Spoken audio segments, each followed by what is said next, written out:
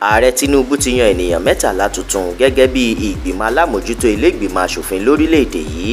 Ilé-ẹjọ́ ti gba onídùúró Portable pẹ̀lú mílíọ̀nù 2 náírà ó sún ìgbẹ́jọ́ sí ọjọ́ 5 oṣù kẹta ọdún tá a wà yìí. Àjọ EFCC ti wọ́ àwọn ọmọ orílẹ̀-èdè Philippines 14 àti iléeṣẹ́ wọn lọ sí ilé-ẹjọ́ lórí ẹ̀sùn ìgbésùmọ̀mí orí ayélujára àti jìbìtì lílù. Ọbásanjọ́ ti sọ fún IBB pé kó máa retí ọ̀pọ̀lọpọ̀ ọ̀rọ̀ lẹ́yìn ìwé ìtàn ìgbésí ayé rẹ̀ tó kọ jáde. Aṣojú orílẹ̀-èdè Amẹ́ríkà ti ní àjọ USAID kọ́ ló ń ṣonígbọ̀wọ́ fún ikọ̀ Boko Haram o. Ó ní àwọn yóò tún sanná wò dáadáa. Yakubu Gowon ti fi ẹ̀mí ìmoore hàn sí IBB. Ó ní òun ló dá oyè òun padà nínú iṣẹ́ ológun tó sì dá iyì padà fún òun. Ó ní ó ṣe púpọ̀ fún orílẹ̀-èdè Nàìjíríà. Sinimá àgbéléwò nílé ìgbìmọ̀ aṣòfin àgbà pẹ̀lú bí Natasha ṣe da ilé rú nítorí pé wọ́n pààrọ̀ ipò rẹ̀ láì fi tó létí.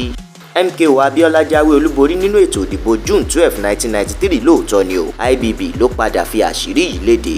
Èyí làwọn ìròyìn tó jẹyọ látinú ìwé ìròyìn TheMatrix tó jáde láṣálẹ́ òní ọjọ́bọ̀ Thursday 20 oṣù kejì ọdún 2025. Ẹ darapọ̀ kẹ́ẹ̀sì tẹ̀lé TheMatrix lórí Facebook, Instagram, TikTok, YouTube àti X. Àdúrà mọ́mi Balógun ló kọ mi.